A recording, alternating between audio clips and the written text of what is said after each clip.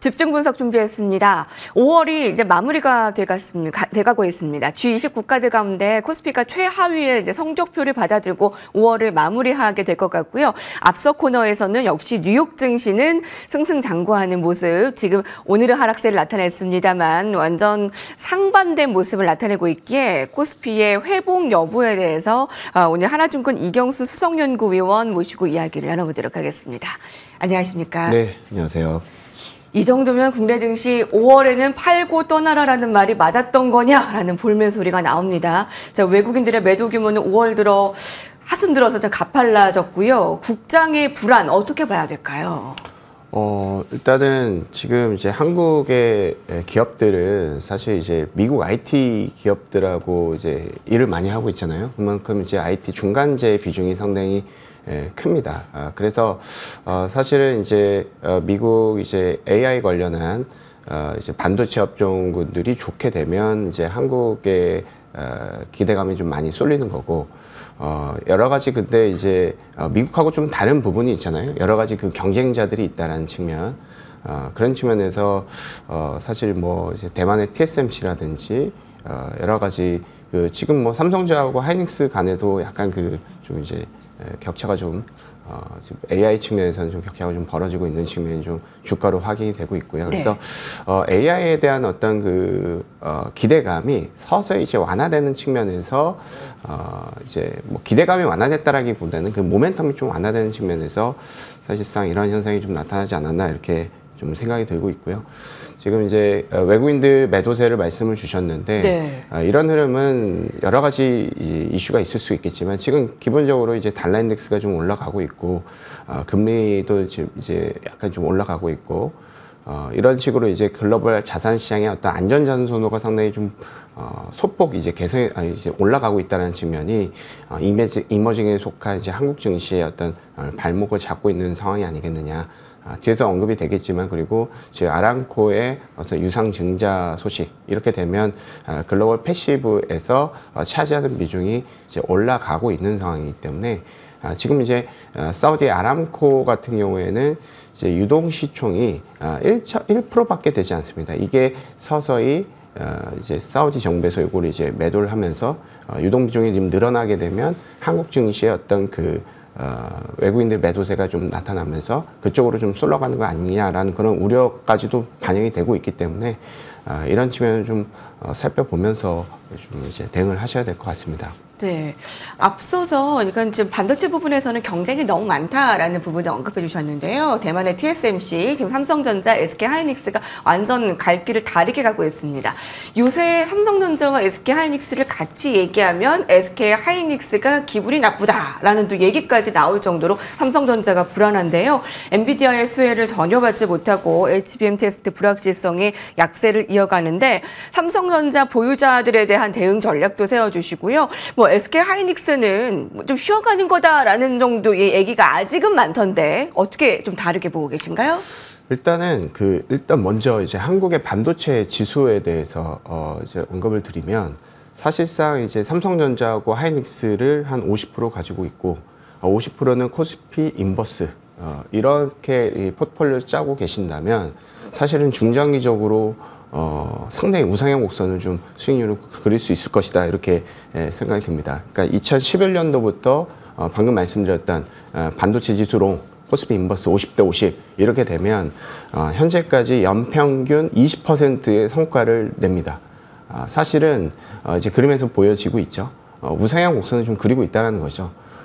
반도체 이제 녹색 선이 이제 반도체 롱, 코스피 이제 숏, 인버스, 이런 측면에서 봤을 때 사실 지금 이제 반도체에 대한 우려를 많이 하시지만 사실 이렇게 약간 이제 사이클 때문에 사이클 상승 사이클 초반에는 좀 올랐다가 하반 사이클 후반부에는 이제 떨어지는 그런 이제 모습이 관찰이 되지만 일단 다시 이렇게 눌림목으로 반등을 할 수 있는 그런 모습이 관찰이 됐습니다. 그래서 한국의 반도체 업종군들은 코스피 대비해서 아웃퍼폼 할 가능성은 앞으로도 계속 많다, 다른 이제 상대평가 측면에서 코스피 안에서 반도체는 워낙 잘하고 있기 때문에 반도체는 다른 기업들하고 이제 비교하기 좀 어렵다는 측면으로 일단은 살펴보신다면 네. 오히려 이제 반도체 지수가 조금 꺾이게 되면 이런 것들은 다시 이제 중장기적으로는 기회가 될 수 있다 이렇게 얘기를 할 수도 있을 것 같습니다. 그런 측면이 있는 것 같고요. 그리고 이제 지금 이제 약간 좀 이슈가 있는 게 좀 전에 말씀드렸다시피 이제 MSCI라는 그 전 세계에서 가장 큰 이제 패시브 펀드가 있는데요. 여기에서 이제 비중 조절을 합니다. 그러니까 예를 들어서 중국의 이제 유동 시총이 늘어나게 되면 한국은 상대적으로 좀 떨어지는 거고 인도가 늘어나게 되면 좀 떨어지게 되고 지금 이제 사우디아라비아도 올라가고 있어요. 네. 그래서 지금 사실은 한국의 이머징 안에서의 비중은 계속해서 축소가 되고 있습니다. 한국 같은 경우에는 지금 글로벌 대비해서 그 시가총액 비중이 1.5%에서 지금 1.3%로 좀 줄어들고 있는 상황입니다. 그래서 이런 측면이 사실 이제 외국인들은 거의 이제 99%가 패시브 투자자다 이렇게 보시면 될 것 같습니다. 외국인들이 뭐 특정 기업들을 탐방하거나 어떤 그 실적을 분석해서 버텀업 분석을 해서 종목 사는 것은 아니다라고 판단이 되거든요. 그런 측면에서 봤을 때 대형주에 대한 어떤 리밸런싱 우려가 일단 제기가 되는 것은 맞다. 그렇지만 저희가 이제 리서치를 해본 결과 아람코의 어떤 증자는 지금 이제 10조에서 15조 원 이 정도인데요. 아람코의 지금 시가총액 한 1,500조 정도 됩니다. 이게 1% 미만이 되게 되면 MSCI 측면에서 이거의 유동시총을 조정을 해주지 않습니다. 그리고 요 증자가 사실 사우디 정부라든지 사우디 기업들한테 가게 돼서 네. 이제 전략적 투자자가 되게 되면 이것도 유동시총으로 인정을 받지 못해요. 약간 좀 어려운 얘기가 될 수 있겠지만 이것은 사실은 약간 이제 이렇게 대형주가 리밸런싱 된다라는 그 우려 때문에 네. 이번 주에 상당히 조금 외국인들의 수급이 많이 일어난 것 같은데 이것은 이제 액티브적인 어떤 이제 심리적인 어떤 우려감으로 반영이 된 것이지 패시브 측면에서는 지금 리밸런싱을 할 이유는 없다. 그리고 이것이 이제 주말부터 이제 뭐 공모 형태로 계속해서 된다라고 하는데 지금 이제 아직이 진행이 되지 않은 거죠. 그래서 그렇게 저희는 정리를 하고 있습니다. 그래서 크게 우려할 필요는 없다. 이렇게 생각이 들고요. 좀 전에 네네. 말씀드렸다시피 중장기적으로 반도체 지수에 대해서 걱정을 하는 것은 사실 좀 전에 말씀드렸다시피 2011년도부터 현재까지 우상향 곡선을 그리지 않았습니까? 이 성과에 대해서는 사실 미국 증시보다 약간 MDD라든지 그러니까 뭐 히트레이시오라든지 이렇게 투자 지표 측면에서는 상당히 좋은 측면이 있기 때문에 오히려 반도체 업종군들에 대해서는 빠지면 산다라는 측면으로 중장기적으로 우리가 접근하는 게 편하다. 분석도 우리가 좋지만 이런 경험이 있기 때문에 코스피 대비해서 아웃퍼폼을 한다. 코스피를 인버스를 하고 예를 들어서 반도체 지수를 산다는 측면에서는 중장기적인 알파가 있다는 측면을 우리가 인지를 하고 계속해서 좀 약간 좀 뭐랄까 그 시스템적으로 우리가 접근을 하는 필요가 있다. 빠지면 산다. 이렇게 좀 생각하시면 될 것 같습니다. 예. 대형주 그 리밸런싱 우려감으로 이번 주에 크게 외국인들 매도 나온 것이지 패시브 쪽에서는 지금 반도체 쪽에 이익 상향이나 크게 문제될 것은 없다라는 의견을 주셨고요. 오히려 조정 시에 매수 기회라고 중장기적으로 반도체의 이상은 아직 없는 것으로 좀 보시면 되겠습니다. 사실 그 AI 이제 순환매에 어디에 동참을 해야 되는가 굉장히 관심이 많은데요. AI 뭐 다음 타자가 무엇인가라기보다 그 낙수 효과, 파생 효과가 어디로 더 빠르고 더 두껍게 갈 것인가에 대한 기대감이거든요. 뭐 유리기판이냐, 칠러 쪽이냐 굉장히 관심인데 어느 쪽으로 예상하십니까?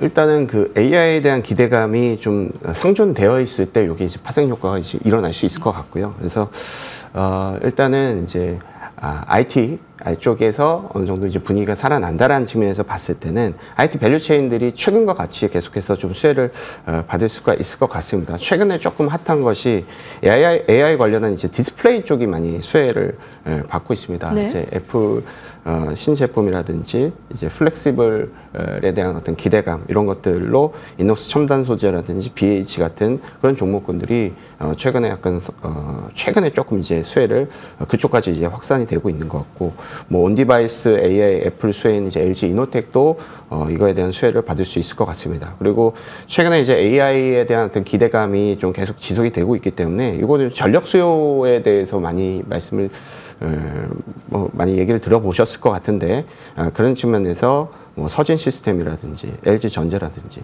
두산 에너빌리티라든지 이런 쪽에 대한 기대감도 계속해서 확대가 되고 있습니다. 예, 그래서 지금 기본적으로는 이런 종목군들 또 있고 사실은 이제 IT 외에도 지금 자동차라든지 은행 쪽 이런 이제 밸류업 관련한 네, 그런 그쪽을 바로 섹터도 넘어가 볼까요? 너무 궁금합니다. 밸류업 정책으로 예, 예. 굉장히 관심이 컸는데 너무 투자자들의 마음이 조금 실망스러웠던 점이 있었기 때문에 이쪽은 어떤가요?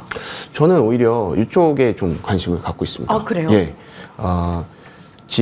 기본적으로 이제 올해 이제 밸류업 정책이 나오면서 요게 이제 뭐 흐지부지 되는 거 아니냐, 정책적인 어떤 강제성이라든지 이런 것들이 너무 없어서 좀 이제 투자자들이 실망스럽게 생각하시는 투자분들도 있는데, 실질적으로 기업 측면에서 보면 올해 주주 환원율이 많이 올라가고 있습니다. 배당 추정치도 순익 상향이 되면서 좀 배당 추정치도 올라가고 있고, 특히나 자사주 소각이 많이 늘어나고 있습니다. 올해 1분기, 2분기만 하더라도 코스피 기업들의 6.1조의 자사주 소각이 있었습니다. 원래 우리 코스피 연간 평균 자사주 소각이 1조에서 2조 원 수준이고 한 번도 일어나지 않은 시기도 있거든요. 올해 이제 6.1, 상반기에만 6.1조, 뭐 이제 하반기에 조금 더 어떻게 일어날 수가 있겠죠. 그런 측면에서 보면 올해 자사주 소각이 상당히 크게 일어났고, 이것은 코스피의 ROE를 높이는 역할이고 주주환원율을 높이는 이런 상황에서 리레이팅이 계속해서 될 수가 있다라는 얘기가 됩니다. 그래서 저는 오히려 이런 알게 모르게 계속해서 기업들이 주주환원율이 계속 높아지고 있다라는 측면. 네. 그리고 한국이 주주환원율이 29%로 글로벌 이제 유럽 같은 경우는 80%, 이제 미국이나 캐나다 100%거든요. 그러니까 업다이드 그 포텐셜이 좀 있다라는 측면에서, 이런 측면에서 가치주라든지 배당주 이런 쪽에 대한 관심은 중장기적으로 이어질 수 있다, 이렇게 생각을 하고 있습니다. 하나증권에서 보는 6월의 전망과 전략 어떻습니까? 공략할 업종과 종목들 짚어주신다면요? 네, 일단은 지금 그 센티먼트 측면에서 일단은 좀 우려가 되긴 합니다. 근데 좀 전에 말씀드렸다시피 반도체 실적이라든지 코스피 실적은 미국 IT 실적하고 연동성이 클 수밖에 없습니다. 그래서 지금 연간 실적 추정치가 계속 올라가고 있어요. 그러니까 펀더멘털은 무리가 없다라는 측면으로 볼 수가 있겠죠. 이 센티먼트는 사실은 50대 50입니다. 리스크 온이 될 수도 있고 오프가 될 수 있겠지만, 오히려 이제 펀더멘탈이라는 어떤 그 기대감으로 잡고 가시는 전략이 좀 더 좋을 수 있을 것 같고, 그런 측면에서 반도체라든지 좀 전에 말씀드렸던 밸류업 정책의 어떤 수혜가 될 수 있는 자동차, 은행, 뭐 유틸리티, 이렇게 이제 저평가가 되어 있는 그런 종목군들, 고배당이 있는 종목군들에 대한 관심이 현재로서는 필요하다, 이렇게 생각을 하고 있습니다. 네. 지금까지 하나증권 이경수 연구위원과 이야기 나눠봤습니다. 감사합니다. 네, 감사합니다. 자, 5월의 마지막 날 오늘 특집으로 준비해봤습니다. 자, 6월의 전망과 전략들 좀 꼼꼼하게 세우시고요. 저희는 여기서 인사드리도록 하겠습니다. 글로벌 식스 시청해주신 여러분 감사합니다.